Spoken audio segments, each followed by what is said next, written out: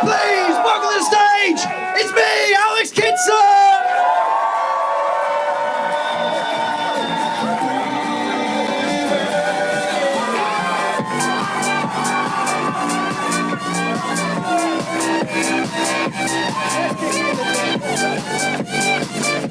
Yeah, no, why not? Yes, we're here. We're doing it. You're not at home. You're not. I fucking hate being at home. Just fucking stare at the phone. I used to like the phone. I did, and then I don't know if I said this. The algorithm came in, ruined my life. It started snagging me off every day because I don't know if I was getting insulted by our algorithm, but I did because it's worked me out. That's what I don't like about the algorithm. It's worked me out. It knows I'm like a lame white guy. And now it always does just female like the lame white guy shit. So all the time it's just like, oh, are you sad? Do you need therapy? You probably need therapy, don't you? Are you balding? You're probably balding. You want to go turkey? You want hair pills? I got you're a hue. Yeah, you do. You don't need a pathetic little worm. I got to have on my Instagram this week. Had no pictures to it. Just text. All it said was, just, "Are you impotent?" I'm in my 20s. I'm healthy. That's such a lucky guess. And it's so annoying.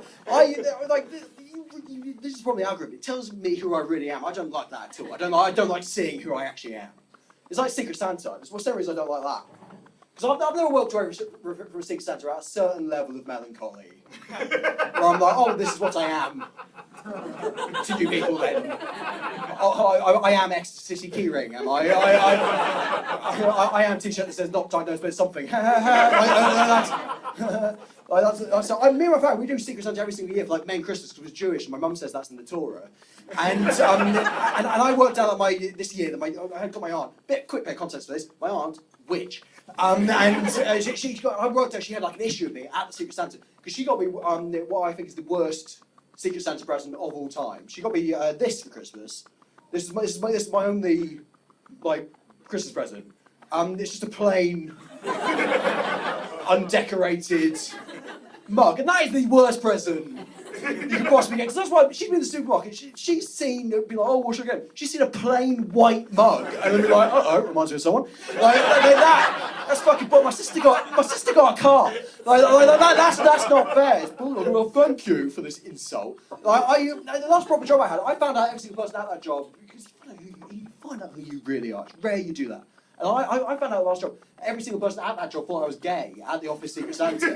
Because they got like a grinder advent calendar. And it was the kind of job where you had to wear like a sort of lanyard, right? And it was a school. And when I joined in June in Pride Month, and everyone was wearing like Pride lanyards. I went, oh, cool, happened to be like a visible ally, stuck it on, didn't think anything of it. I didn't even notice. At the end of the month, everyone gradually went back to using like their usual lanyards. Apart from like the LGBTQ members of staff and me. And then and I didn't even notice, but I think I got internalised by everybody else. The office Christmas party, the staff Christmas party, I was holding my grinder advent calendar. Yeah, and it was just like a normal advent calendar, just going for a back door. But I'd be like, oh shit, I've accidentally queer baited this whole school. For like a year, you're not supposed to do that. And I didn't know what to do because at that point, what do you do? I didn't think I could give the lanyard back. I never know what. I didn't think I could go to reception. I'll cut the straight one, please. You got with tits and footballs on. I'm actually a massive hetero. You can't do that because you just look so closeted. So I just quit the end. That's why I do this. But it's tricky. It's hard to know. It's I've got to sort. This is the problem. People don't think people got the wrong perception of me. I need to sort it out. So between I'm getting older. I've got to sort. I'm 24 and a bit, right? If that bit is 4 years, I'm 28. It's starting to get serious, right? It's starting to happen. In my group of friends, it's been like the first. Recently, it's been like the first deliberate baby. It's my friend Tom. They've had a little baby boy called Leon, and they're my sort of like millennial friends. They're a couple of years older than me. And it's exciting. It's exciting stuff. They're very, I'm very pleased with them. But to be honest, I didn't think millennials would ever have children. I didn't think they would. Really. I think it's incredible. I just didn't think they'd ever do it. Not because of the economy, the environment, anything. I just think it's so difficult to take skinny jeans off. I didn't realise they could do it. Bless them. I didn't realise they could fuck mums and sons. But God, they managed it. And they've had a little baby boy, and it's been a real sort of test of my maturity. Because suddenly it's like, okay, baby's here. We're grown up. And it's been true. Also, especially for me and my flatmate, because basically when the baby was born, Freya sent around a text, and she sent around a text being like, just to let you know, me and Tom, we're against the idea of compulsory heterosexuality. And I didn't know what that was. Basically, it's the idea when we raise babies, especially when baby boys, we raise them sort of like tacitly assuming they're going to be straight when they're older, right? People say things, I don't really know why, but people say things like, he used to be a real lady killer. He's going to be hit with a lady. He's like, again, I don't know what. I think it's this sociotic status of like, fit kid. Like dang, a wooga. Like you can't. Like you're Trump watching the Disney Channel, like you can't do that. So you got to say something else. So and the point for her was making quite right. It was like, when babies grow up now, the baby's going to grow up to gay, baby's going to grow up to bi, baby's going to grow up to trans, and all the points she was making is like, we want that language to sort of reflect that as much as possible. I thought about it for like 30 seconds. I was like, yeah, absolutely. I think that's absolutely right. I think we should do that every single child that's born in this country. However, ever since then, me and my mate, we just can't stop trying to work out whether this baby's gay or not. It could be a gay baby. It could be, not in a weird way, I'll just get a text whenever he's hanging out with them, I'll just get a text in the middle of the day, just be like, he is wearing dungarees. I'm like, okay, add it to the case file. And then I'll get a text 2 weeks later, being like, no, scratch that, sucking tits. It's like, well, jury's out. And then we were hanging out the other day, and Freya was just like, yeah, he's just going through this really weird phase where he's just putting loads of things in his mouth, and we're like, we got him. Can't call it a phase, mate. Pretty sure he's born that way. Trying to do the right thing. That was part of trying to do the right thing. And it's hard. I'll say this as well. Hard we haven't got loads of money. I will say that. So sorry, Angel. It's true because I try to do the right thing, but it's tricky because I go to the supermarket. I go to Tesco every week, and I go buy chicken every single week. Brag. And I don't know if anybody else in the supermarket does this. Tesco give me like a moral dilemma every single time I go and buy chicken, because I want to buy the right kind of like sort of nice chicken. But and I don't mean they put it in like an order. They get all there's like a chicken aisle, and what they do, they put the chickens all the fucking same. They just put it in order of price.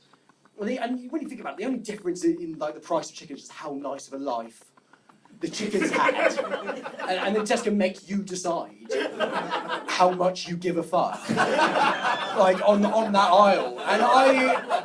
And I wish I could shop at the top end with all with the global elite. And they really fucking brag about it. I don't really has the sort of funds to shop up there. You can tell it's got like a black label, and they really brag about the shit. They give you so much. They tell you like exactly where it's from. They tell you its name. They tell you what 3 words where it grew up. It's got a QR code to this podcast. There's a little selfie on the front. I wish I could shop. I used to shop in the middle. Like normal chicken tells you where it's from, and that's about it. It had like a flag on it. And now you get down, the cost of living's hit me hard. I'm now in fucking the other end, and I don't know if anybody else has the misfortune to shop there. It's brutal shit.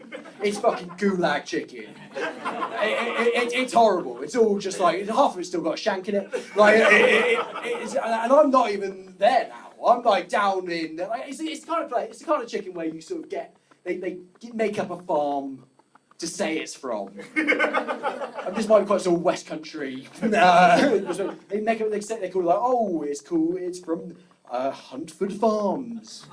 I don't know if you try Googling Huntford Farms. It does not exist. It's just like a pop-up that just goes, ask us no questions, we'll tell you no fucking lies. Just because they want to hide from the fact it's from Pyongyang. But I'm not even there anymore. I'm now in like yellow sticker gulag.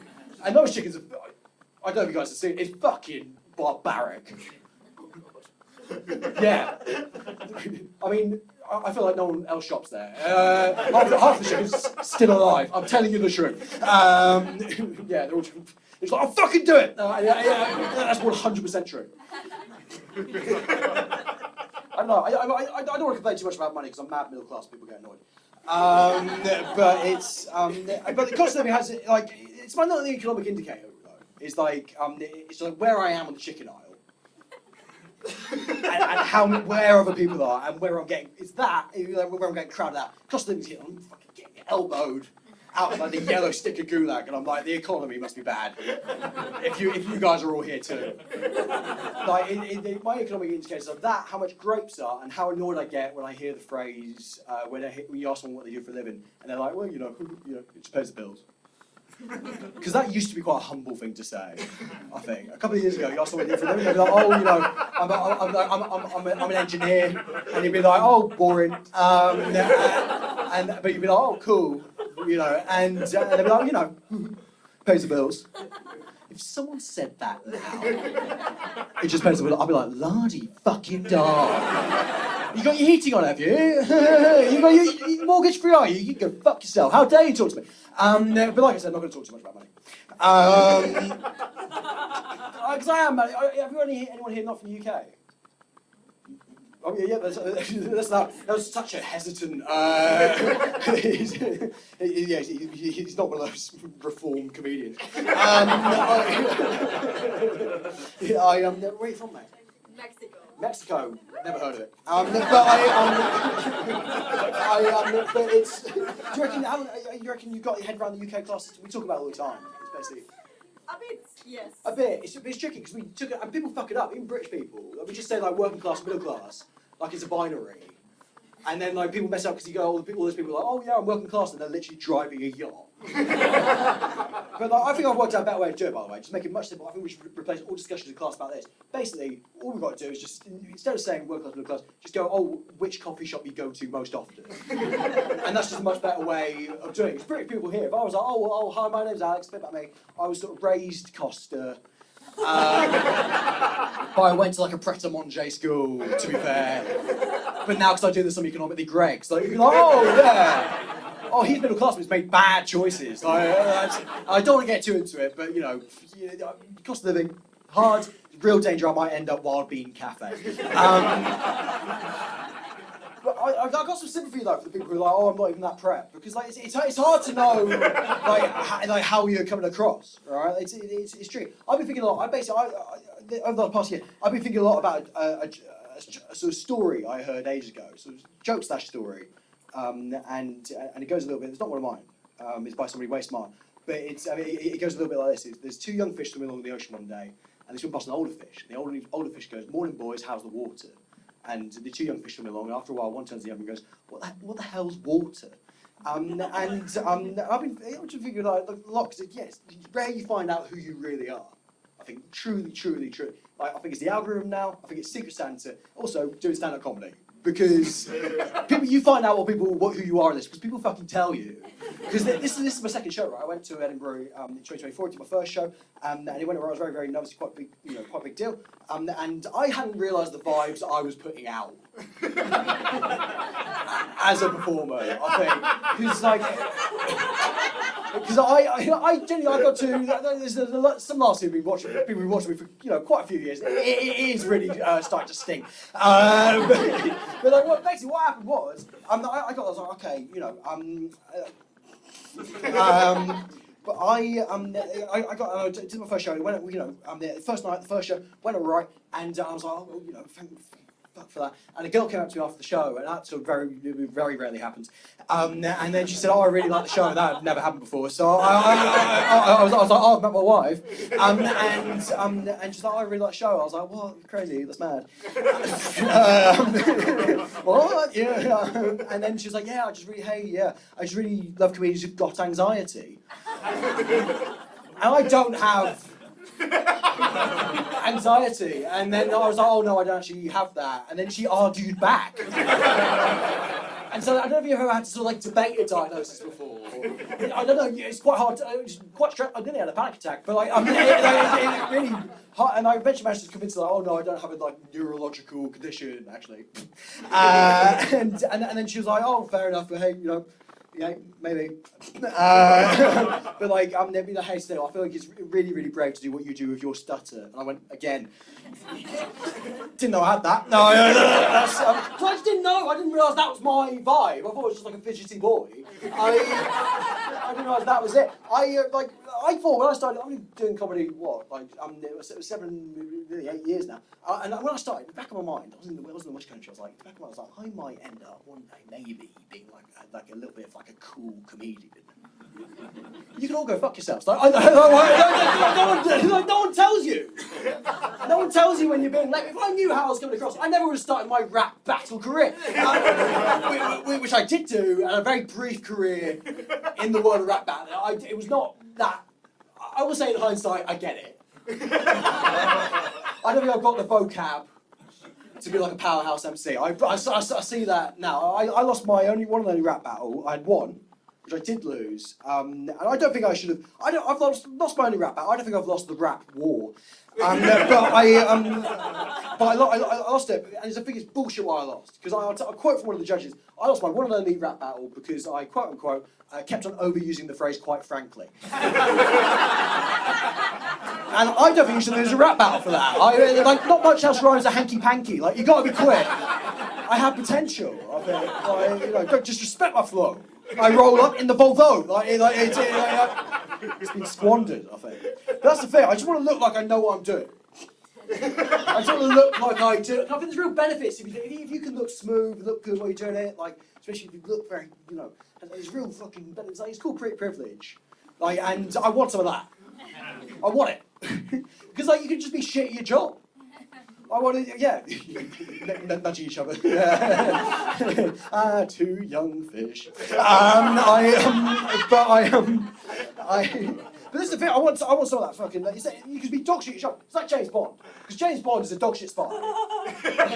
But we've let him get away with it for 60 years, just because he's fit as fuck. We all fancy it. Because James Bond's a bad spy. Like, what's spy supposed to be? Spy's supposed to be sort of like undercover, right? Like, unnoticed, subtle. James Bond is the least subtle man he's ever been put on screen. Like Spy's supposed to go completely undetected. Fucking James Bond treats every mission like it's a fucking stag do. Like every single film he's like, I'm going abroad. Da-na-na. Like, let's get the pints in. Trying to shag everyone I see. Yeah, I'm going to tell everyone my name. I'll make sure they get it right too. I'll go down to the casino, get in a fight, get arrested. That is incompetent. That's dog shit espionage. And I don't think we'd let him get away with it if he was a minger. Like we wouldn't.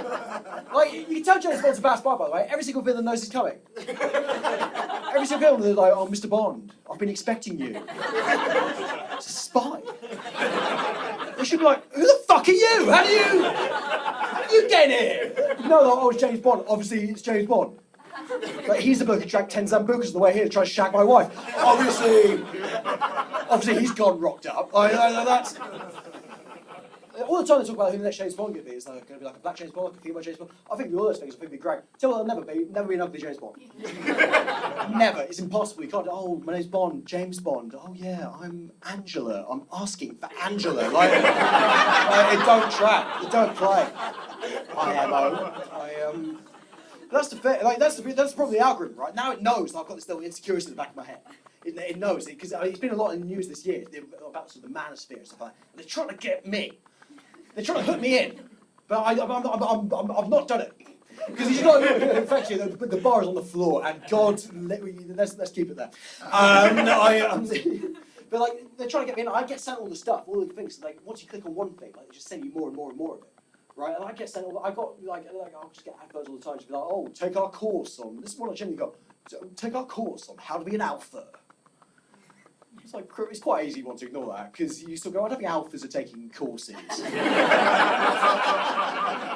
I think if you sign up for extra homework, like, you are disqualified. I know a chap when I see one. That's a wedgie at the end of that link. It's all the time. Like, sometimes they trick you, because I saw one the other day. I was scrolling through, and I saw like a reel. It was like a really good-looking guy. So I was like, he's probably got something important to say. And it was like a caption, and it was like, here's how to look more confident at work. And I was like, that could be helpful in my profession. So I clicked on it, and luckily he said something batshit, like immediately. Because it was like, here's the thing, boys. Here's what you've got to do. You've got to think. You've got to act. You've got to behave exactly like a lion. And I was fucking stupid. I'll say this now, I can't think of any animal more fucking overrated on the planet of the lion. And this is a tough bit of material to sell in England, because everyone in this country is fucking obsessed with lions. They're fucking lions on the shirt. I always love when women sport me. It's great. On every emblem and every sort of thing. Oh, go, they're king of the jungle. They're not even... The fuck? They don't even live in the fucking jungle. They are... lions live in the savannah. I think that's why they're England's national animal, by the way, which is a massive fan of any animal that claims to king of somewhere it's never been. And and I've known certain facts about lions. I don't know who does their fucking PR, but like I've known certain facts about lions. I think since before I knew my own name. I can't even remember learning this. I'm like, oh yeah, lions are brave. Who's brave? Lions. Got me like a lion. I'm like, what? I don't think they are at all. Lions, they live in the savannah. I know about the savannah. I've seen it on telly. There's fuck all in the savannah. Nothing there. That's the whole point of the savannah. Okay, right, I'm educating you. Fine. There's fuck all there. There's lions, there's nothing, and then there's shit the lions eat. That's it. And then like what happens is that like the shit the lions eat like walk around, and occasionally just law of averages they bump into some lions. There's nothing else to do. And then the lions tear them apart, and we film it for telly, you watch that and go, wow, that's brave. That's not brave. And if you're surrounded by shit that you eat, nothing can harm you, that's not brave. If I lived in a Pizza Hut buffet, I think people are like, he's got something about him, you know? Like, he really dominates that space. Like, I think he's king of the Pizza Hut. That's the thing, and you can tell, like, you know, because that's the problem, you click on one thing and it just sends you more and more and more of it. I've already lost a mate to it. Like legit, because like I mean, no, it's very subtle, right? It's a slow process. You don't even notice it happening. Like I'm there, and my mate, we just noticed he kept on doing certain little things. Like he kept on playing devil's advocate. That was the first. He was doing a long unpaid internship for Satan. This guy, he did a masters at Hell Uni, and I've never really understood the phrase just play devil's advocate because it's not. I don't really know much about the devil. Because I'm Jewish, it's not really in our bit. Like, it's mostly in the sequels. And like, but you might understand it, bad guy. Cancel. Like, OG cancel. Is my sort of understanding. But like, people don't use it to say like sort of genuinely evil stuff. They just use it to say sort of slightly inane, contrary things. Like, people go, oh, I've just made devil's advocate. I put the milk in first. Like, and you're like, yeah, it's not really devil, like, worthy. I think. Like, I don't think that's what the devil... Like, me and my mates were in town the other day, and we were deciding which coffee shop to go to, because we're all from different backgrounds. And one of my mates was just like, oh, just be devil's advocate. Like, should we just go to Starbucks? Well, yeah. But it's not what the devil would say. I think. Like if the devil was there, he would be like, oh, guys, let's not go to an independent coffee shop. He'd be like, guys, fuck the coffee, let's burn the orphanage down. Like, get those orphans burned. That's my understanding.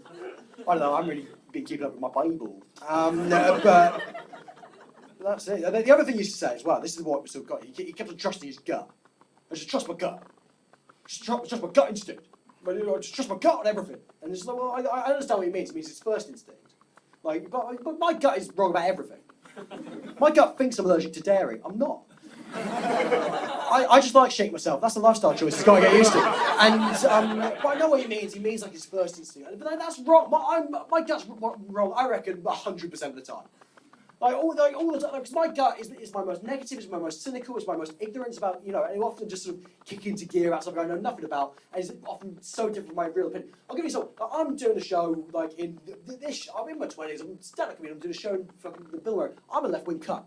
And I understand where taxes go, right? I support it. They go to like, education, they go to NHS. The stuff that I think, you know, they go to the state. I think, to be honest, lots of us should probably pay a little bit more, pay a fair share, expense. Well, exactly. And that's what I believe. That's my opinion. Even so, my gut disagrees because every single normal job I've ever had, I've had a pay slip at the end of that month. And I see the money that goes in, I go, yes! And then I see the money that goes out in taxes. Just for a microsecond, just for a millisecond, my gut kicks off. It's just for a microsecond, my gut goes, that's my fucking money! What are you doing with it? What are you doing with my fucking money? What are you doing, you waste spendthrift? Do we need a navy? And that's wrong. I know that's wrong, because I know we need a navy. I just don't really understand the navy. That's just like, you know, that's just me. I don't really get it. It's because I've got limited perspective. It's because I was born in 1996, and every single war in my lifetime has just been so sandy.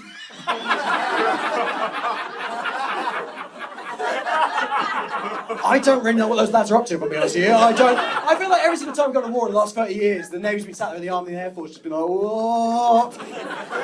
Oh, what? Afghanistan again? Gutted. one for you lads, I reckon. Yeah, when we be back here. Shout if you need us when we give each other back rubs, what the fuck we do. I know that's wrong. I do know that's wrong. Every single time, I just don't know the last time we had a sea battle.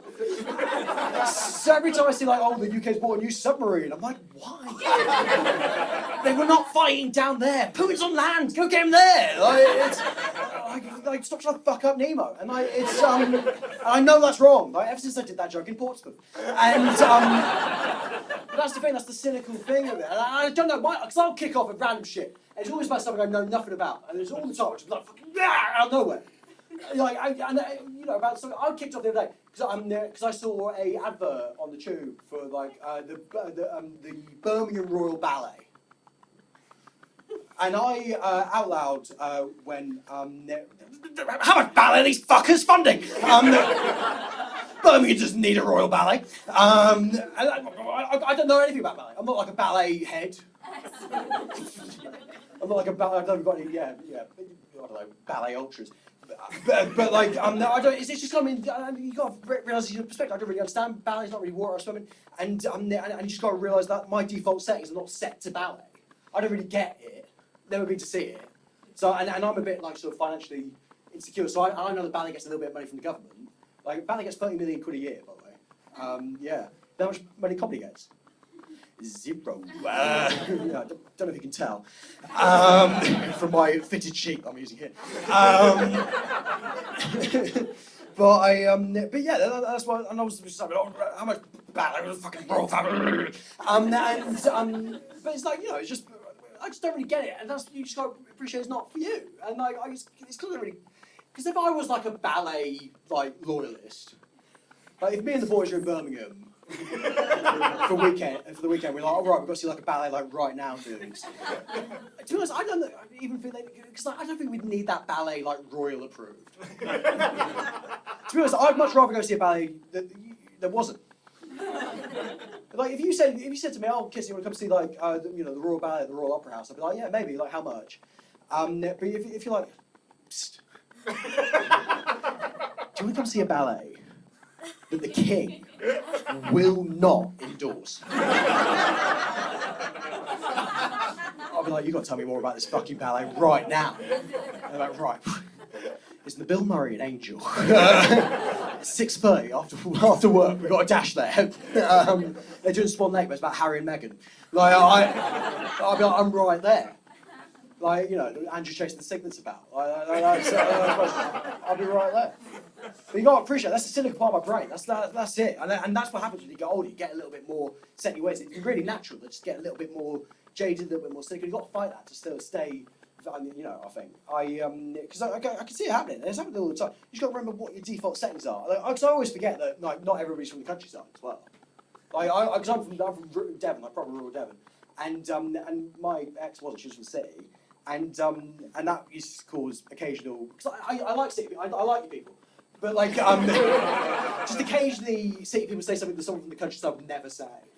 Because Max once turned around to me and was like, "Oh, I've got an idea for what we could do the weekend. Do you want to go on a farm experience day?"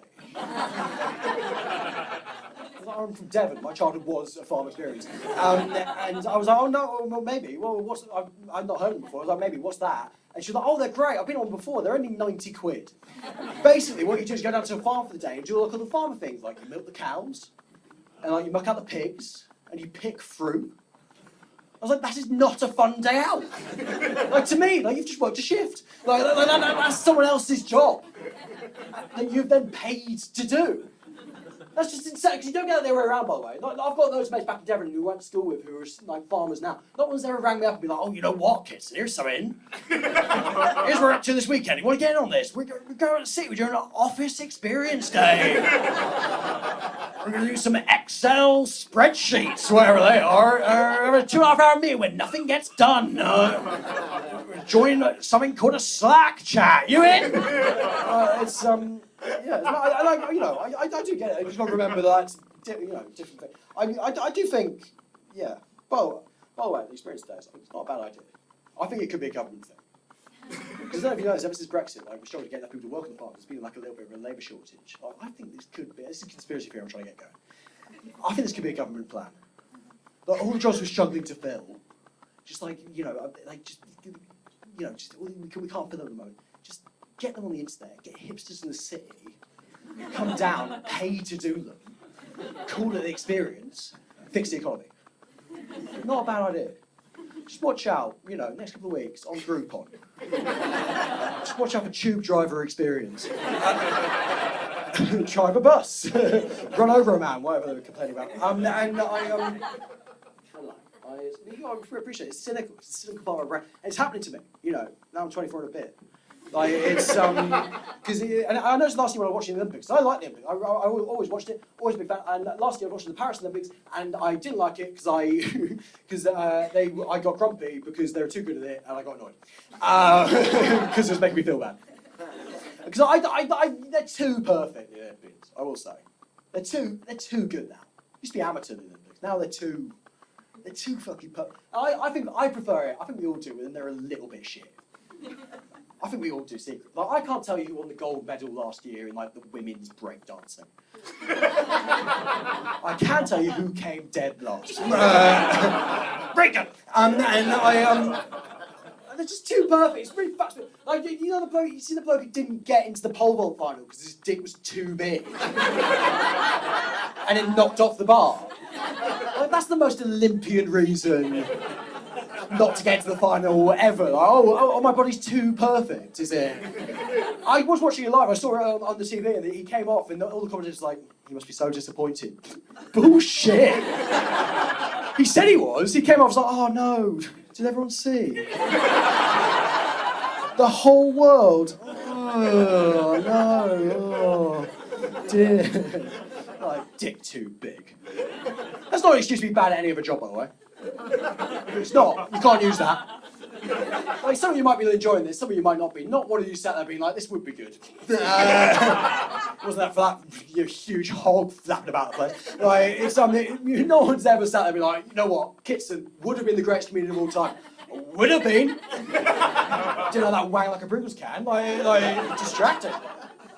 I just think in the Olympics, there's some things you shouldn't be the best in the world at and have that be a good thing, especially when you're young.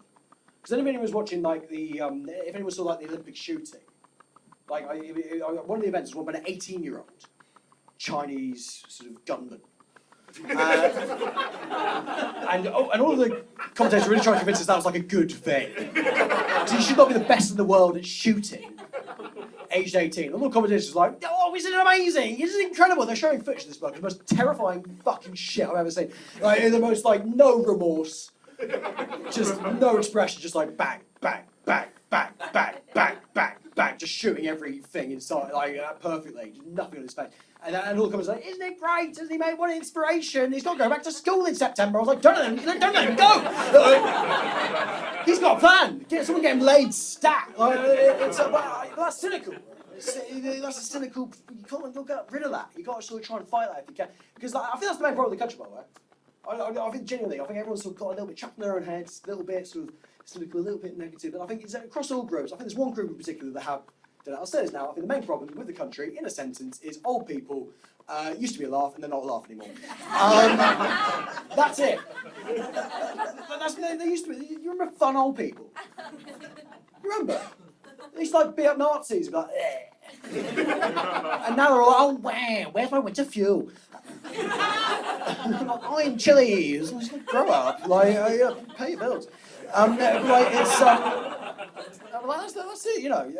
Genuinely, old people used to be a laugh. Best joke I ever heard was from an old 86-year-old priest in my village as a kid. Legit. Because basically what happened was, like I said, grew up a very, very small village. There was like 20 old people in the village, and when I was a teenager, one of the old boys in the village, one of the fun ones, one of them, he very sadly died. The milkman was the first on the scene, and then in the days like preceding the funeral, and there's a rumour going around the village that the guy died while he died while masturbating watching the cricket on TV. Yeah, exactly. So everyone's like, and then we also parted the chapel for the funeral, absolutely packed out. And the vicar stands up. I've seen a lot of stand-up comedy. This is the greatest opening line I have ever heard to anything ever. Because the vicar stands up, full packed congregation, and says the entire thing. Stands up the lectern and goes, starts the entire ceremony with bashes to ashes. And then refuses to acknowledge he said anything different until his dying day. And that's incredible. I don't think old people would do that anymore. I don't think they would. I think someone needs to turn the hearing aids to T-he mode. I think that's what they need to do. But what I like about that is that like he's taken the situation that's bad and made it good. I think that's a good thing to do. Because you can't choose what happens. You can't. Stuff happens is out of your control. But you can choose how you're going to try and think about it. I think that's the important thing. It's hard to, but you can. Because you can't even choose what happens. You can't even choose what you think about as well. I'll tell you a story now, which I have thought about. Because you can't control your thoughts sometimes. You choose what your actions, but not your thoughts. I'll tell you a story. I thought about it. I heard this story 10 years ago off a mate, and I thought about this. I'd argue 3 times a week for 10 years against my will. And this is if you're not into gross things, this is your warning. Cool. Right. Steve thinks it's a years if you're not into it. Yeah, absolutely fine. I'll knock a quid off. It's absolutely allowed. Basically, right. So my mate, he was in Thailand, and he, doing classic sort of backpacker thing. Ate some dodgy street food, and then was stuck in the toilet for like 3 days. Really, really bad food poisoning, just classic. But had his flight back to the UK the next day. Was stuck in the toilet. Wasn't sure how he was going to get his flight. Needed to get back. Didn't have loads of money. Needed to get on it. Managed to just about waddle down to the pharmacy, and he bought lots and lots of Imodium. And went back to the hospital. Took probably too much Imodium, but it worked. And he managed to get off the train. Managed to pack up his bags. Like okay, things are feeling okay. Got his stuff. Got to the airport. Got on the flight. Things are okay. Things were right. Had a layover. Did the layover. And then took off again. It was about an hour from Heathrow. I was like, okay, it's been about 12 hours. I needed to go to the toilet. The Imodium's working, but it's probably time for me to go. So he gets to go out of the seat, goes to the toilet in the bathroom, goes in, locks the door, sits down, starts doing a poo. And what's happened is that because he's been so bored, that there's so much shit in his system that it's massive, and all the Imodium's compacted it.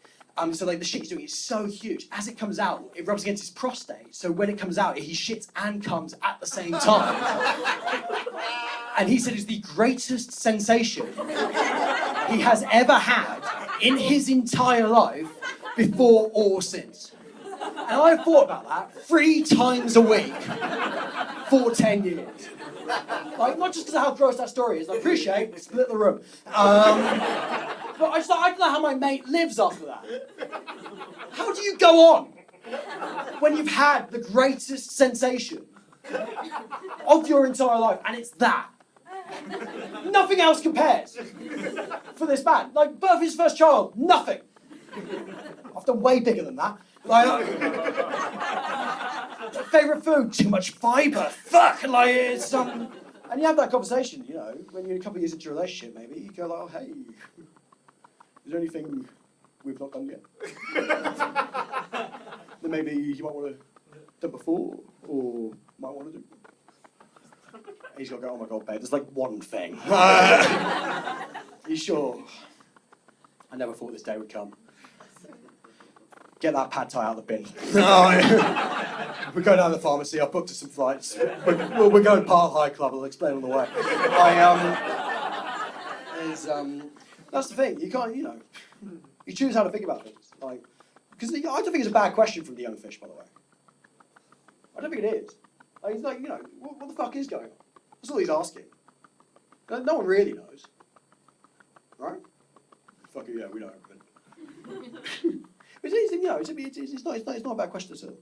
Because you can just choose how you're going to think about things. And I do this bit. Yes, one person has convinced me. I find it, yeah. It's basically, you can choose how to think about things. And, and especially stuff that's in the past. You can't choose what's happened, you can choose how you're going to think about it. I'm doing that with the production of Hairspray I was in. Because I don't know if you guys are familiar with the plot of the musical Hairspray. Don't worry if you're not. You've got quite one common with the person who directed my school's production of Hairspray in Devon in 2011. Because if you don't know, Hairspray is a musical. It's one of my favourite musicals. It's great. It's set in sort of still segregated 1960s Baltimore. It's about a group of high school students who sort of desegregate the school through the power of dance. The main character is called Tracy Turnblad. She's basically she's sort of really woke. I think it's because her mum's trans, but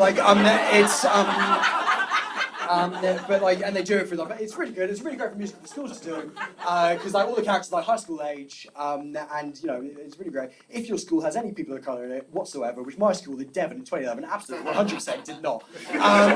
We didn't black up. We did not do that. That is crucial to say. And some of you don't believe me, we did not do that. We knew that was bad, we were like, but we gotta do Hairspray. So what the director announced, instead of doing it, what she said was like, instead of doing it about black people and white people, we're gonna do it instead about cool kids and nerds. And I legitimately think that is worse. Because it really undermines the civil rights. It's so offensive. Because it undermines the civil rights movement so badly, and it makes it such a confusing musical to watch. If you haven't seen it before, and if you don't know anything about the history, because you're watching like, was there a time in America where like nerds couldn't vote? Is that true? They've done the wrong side of the tracks. Is that what the N word stands for? Like, I was one of the main nerd characters in the musical. I played Seaweed, and yeah, I regret that. But I wasn't aware. Didn't know the water I was swimming in, And I didn't know. And I regret that. I know there's video footage that exists. Because we did the accents, obviously. We only changed the plot a little bit. So that, it's just me. I've known there's footage out there of me just being like, "Yo, girl, put that abacus down. We gotta show this popular girl how we get down." That exists. My daddy was a nerd, and his daddy before him, and my mum, she always wanted to be a popular girl. She's just too busy working every hour of the day at NASA. Not everybody was as talented as an actor as I was. Lots of my mates just couldn't be asked the accent. Just did it in the Devon accent. Very confusing musical to watch. Just all my mates be like, "Where's there all these nerds jiving all over my screen? This Martin Luther King, he seems like a real dweeb." I regret that. You choose how to think about it. Because no one knows, I think very, very rarely we know what's going on. Really, truly, very few people truly. My favourite bit, I still watch the news, I still watch BBC News, I think it's really funny. I'll tell you why. It's because I like it when they go out and interview us. When they do like on the street interviews. Because they'll do this about quite big stories. I think they started doing it a couple of years ago to try and be sort of more balanced. So what they do, they bring up quite a complicated economic story. And be like, the Bank of England today announced they're raising interest rates by 0.25%, and then they'll get like what the government said and what the Bank of England said, and then they'll get the economics expert on for like a minute to sort of chalk through it, to what the markets are saying and everything like that. And then they'll go like, "Oh yeah, boring, whatever." We went out to Norwich High Street to see what shoppers thought about the Bank of England's announcement. Like we've got any fucking idea. And no one ever says, "Don't know about that." Not sure. They all give it a go. And I don't know either, but I'm sorry, they know fucking less than me. I don't think that's what balance is. There isn't one person who knows what they're talking about, one person who doesn't. That's not... Imagine they just have one person from one team, one from the other, and then just my mum. I think they should share the ball. That's not... Because they just go out to a random high street, to the middle of the day, a random midweek lunchtime, and just talk to whoever's about. The people who've got enough time to talk on the average British regional high street aren't some of the most fucking mental people you've ever met in your entire... Every single person ever been interviewed in the news is like, "Yeah, of course I'll talk to you about the economy. Yeah, sure thing. Yeah, just got to finish chat this pigeon about abortion." I think we should bomb Iran, and Tommy thinks so too. It's crazy. There was a clip that went viral near me, and I'm not saying I know anything more, by the way. I just don't think But there was a clip that went viral near me, because it was in Exeter, and they were talking about immigration. So it was a clip that went viral. Someone talked about immigration. He was in the class now. "I'm unemployed. I can't get a job because all the immigrants are taking all the jobs." And the reason it got viral wasn't because anyone was agreeing with it. It got Devon Facebook viral because it was the most Devon thing I've ever seen. Because all the comments were just people going like, "Oh no, don't listen to him. That's Dave. We know Dave. Dave can't read." And he's a well-renowned local paedophile. And you go, "Yeah, I don't worry asking the racist nonce's opinion about policy. I don't think that's the sort of voice I was crying out for at home. Be like, oh, come on, BBC. When are you going to show his opinion?" And I'm not saying, they should ask my opinion, because I disagree Dave on so many things. Like, obviously, I think he's a sick fuck. But also, I disagree with him on one thing you might not have thought of. I think he does have a job. Because I think if you're Dave, in that point, in that position, your job is being a paedophile. And I'm not expecting you to take Dave's side on this. Your job's being a nonce. And to be honest, I don't think immigrants are taking those jobs. I don't think they are. Because, like, you know, we make some very successful ones here. I don't think they can compete on the international market. I don't think we need to protect homegrown ones. So our paedophiles are some of the most successful in the world. It's appalling. But our paedophiles are very successful. Our paedophiles are politicians. They're pop stars. They're members of the royal family. Like, Dave, if you can't make it in this environment, that's not the immigrants' fault, mate. Like, that's on you. But that's why you shouldn't ask my opinion. I don't know anything. I never want to admit it as well. I'm always lying. I lie every day. Like, every job I've ever had, I've lied every time. I have, yeah. Well, my mate went to Thailand.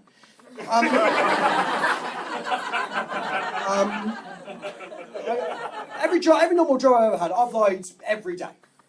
So the first thing I said every single day was a lie. Every single morning, every single normal job I've ever had, I'd be like, sorry, I'm late.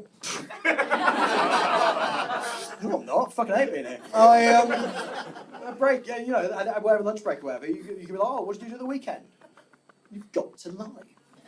You have to, as part of work. You've got to lie. People go like, oh, you've got to lie in that way. People go like, oh, what did you do at the weekend? You can't tell them the truth. You go like, oh, ketamine and arson. What did you do? Like, what are you, Sharon? Like, you got to be like, oh, nothing. I'll talk you through some of my favourite lies. Number 3 favourite lie. This is great, and you can take these home with you, by the way. This is one of my favourite lies. Look, guys, look, guys. It's no one's fault. Because 100% of the time when I use that, it's actually my fault. Just no one's figured that out yet. And then you get to look like a great guy. Everyone calms down before they get mad at you. Number 2 favourite lie. But I digress. It's a great little feature. It's dying out a little bit. We've got to bring it back. It's a great little feature we've got in the English language, where like you can bitch about anyone, but make it look like an accident. It's great because you can be just in the middle of a conversation, be like, oh, you know who I ran into Jen the other day. You know her brother fucked that donkey. But I digress. I didn't even see Jen. I just want to talk about donkey fucking. Like, you know. Yeah, and then no one can get mad at you because they're just like, well, God bless him, he digressed. Number 3, tangentially related to that one, is with all due respect. Because that's something that you can sort of say to someone's face, like, and when you're about to slag them off, and they can't get mad at you. Because the beauty of it, they decide how much respect that they are due. So you say with all due respect, and they go, I am due a lot of respect. What a polite young man. Yeah, it's good stuff. I lie all the time. I'm bad at admitting I'm wrong. Never admit it. Never want to admit it. I'm bad at the pub quiz. Really bad at the pub quiz. Never admit I got the wrong answer. Ever. And I'll argue it as well. Like, I'm a real prick. I was doing a pub quiz this year, and and the quizmaster was like, oh, yeah, question 6, who wrote A Streetcar Named Desire? And I straight away was like, Serena Williams, write it down. So we wrote it down. And then when the answers came out, they went, question 6, who wrote A Streetcar Named Desire? The answer was Tennessee Williams. And everyone looked at me and went, Serena Williams. Yeah, and I tried to argue it. I was like, are you sure? Are you sure? No way. Can we get half a point? I think you'll find she's the most Tennessee Williams. You can choose how to think about that. I choose to enjoy it, personally. That's the thing, though. That's, you know, you can't choose what happens. You can choose how you think about things. And like, very few people understand what's going on. Like, you know, very few. I think that's why comedy's popular, by the way. I think it lets you question all the sort of stuff we don't understand that sort of scares us a bit, like all the sort of colours, so this transparent stuff we also in. And I, you know, I think it's good. I think it's good to question it. I think this is like a safe, fun way to do that. And I think and that's why I like doing it. That's why we're glad you're here. And like some of you might struggle with the water so much that you have to like start taking people's advice and sort of you have to go to the doctor. Yeah, people try to drive-by diagnose you, and you go, and he tells you the thing that you know that you got, and he takes a pill through it, and it changes your life. Boring. But yeah, the main thing is that what it does is gives you that moment just to sort of be able to go, and just check yourself and try and stay aware, zoom out. It's so hard to do. It's impossible. You know, sometimes it's impossible. But you know, it's part of it. It's just sort of trying to do it wherever you can, zooming out and just reminding yourself, and just going and keeping your head. I repeat it every day, especially when life gets too overwhelming, too stressful, too anything. You know, and everything's going wrong. I just repeat in my head, and you're welcome to as well. But what I do is I just go in my head. I just go, this is water. This is water. This is water. This is water. This is water. This is water. Thank you very, very much indeed for coming. Cheers. Thank you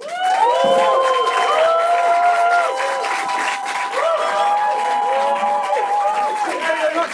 I appreciate it. Thank you. That's very nice.